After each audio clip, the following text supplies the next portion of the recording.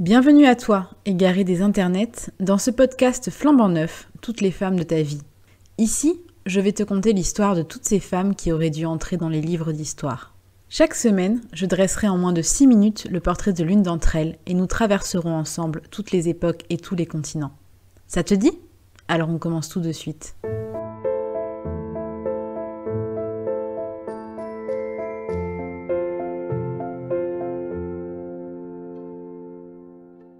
Aujourd'hui, je vais te raconter l'histoire de Mary Wollstonecraft, autrice, philosophe et féministe anglaise du XVIIIe siècle. Mary est née le 27 avril 1759 à Londres. Elle est la deuxième des 7 enfants d'Elizabeth Dixon et Edward Wollstonecraft. Issue d'une famille aisée, son père fait banqueroute lors de son enfance et la famille est ruinée. L'homme était également violent, alcoolique et battait son épouse. Mary défend dès son plus jeune âge sa mère, s'interposant entre elle et son bourreau, ainsi que ses sœurs Everina et Eliza. En 1778, à 19 ans, elle quitte le domicile familial et devient demoiselle de compagnie de Sarah Dawson, veuve vivant à Bath. En 1780, elle doit revenir chez elle à Londres pour s'occuper de sa mère mourante. Après son décès, elle s'installe chez une amie d'enfance, Fanny Blood. Leur colocation, faite d'entraide et de sororité, qu'elle qualifie d'utopie féminine, ne peut malheureusement tenir sans support financier. Avec les sœurs de Mary, elles ouvrent une école à Newington Green. Mais Fanny se fiance et part à l'étranger pour tenter de soigner sa santé fragile.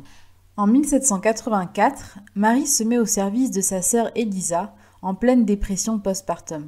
Après l'expérience douloureuse du mariage de ses parents, Mary estime que le mariage est une institution patriarcale opprimant les femmes. Elle incite sa sœur à quitter ses enfants et son mari et organise sa fuite, la poussant ainsi à s'ostraciser et à vivre une vie de misère. En 1785, Mary rejoint son amie Fanny, très malade, ce qui entraîne la faillite de leur école.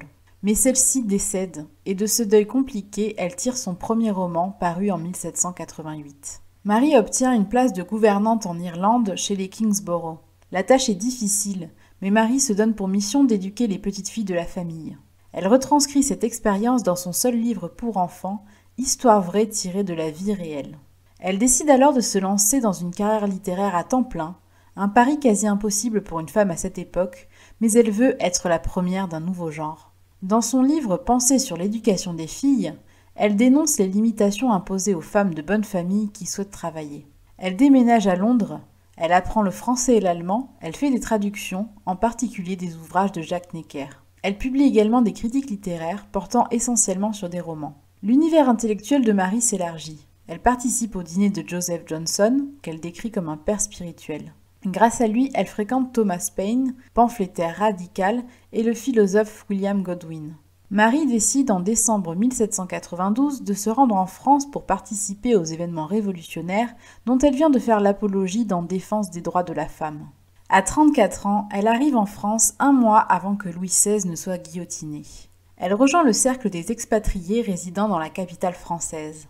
C'est dans cette atmosphère intellectuellement stimulante qu'elle vit une expérience amoureuse intense avec un aventurier américain, Gilbert Imlay. Elle tombe rapidement enceinte et, en mai 1794, donne naissance à son premier enfant, Fanny. Elle continue à écrire pendant sa grossesse, parmi le tumulte grandissant de la Révolution. Alors qu'elle se trouve au Havre, elle met au point une histoire de la jeune Révolution qui est publiée à Londres en décembre 1794. Les tensions politiques avec la France révolutionnaire conduisent la Grande-Bretagne à déclarer la guerre, mettant ainsi en danger les ressortissants britanniques. Nombre d'entre eux sont arrêtés et guillotinés. Afin de protéger Mary, Gilbert Imlay l'a fait enregistrer comme étant son épouse, bien qu'il ne soit pas marié. Mais Gilbert Imlay, lassé d'une Mary dont les sentiments se tournent vers son enfant, a fini par la quitter. Il a promis de revenir au Havre pour la naissance du bébé, mais sans nouvelles de lui, elle est persuadée qu'il a trouvé une autre femme. Sa dépression empire. À la recherche de son amant, Mary retourne à Londres en avril 1795, mais se voit rejetée. En mai, elle tente de se suicider, probablement au laudanum, et c'est Imlay qui la secourt et lui sauve la vie. Dans une ultime tentative pour regagner son cœur, elle part en Scandinavie pour mener des transactions financières destinées à renflouer les finances de son amant.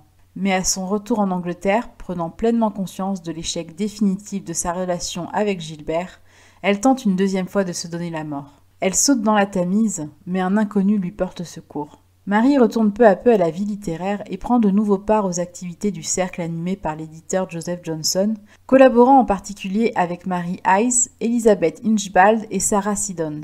William Godwin commence à lui faire la cour et ils deviennent amants. Marie tombe enceinte et pour que l'enfant naisse dans la légitimité, le couple décide de se marier en mars 1797, malgré leur position passée en faveur de l'abolition du mariage. Les Godwin partent s'installer dans 2 maisons contiguës, disposition qui assure à chacun son indépendance. Le 30 août 1797, Mary Wollstonecraft donne le jour à sa seconde fille, Mary, la future Mary Shelley, autrice de Frankenstein. Mais le placenta se rompt lors de l'accouchement et s'ensuit une fièvre puerpérale, une complication fréquente au XVIIIe siècle. Après plusieurs jours d'agonie, Marie meurt d'une septicémie le 10 septembre, à seulement 38 ans.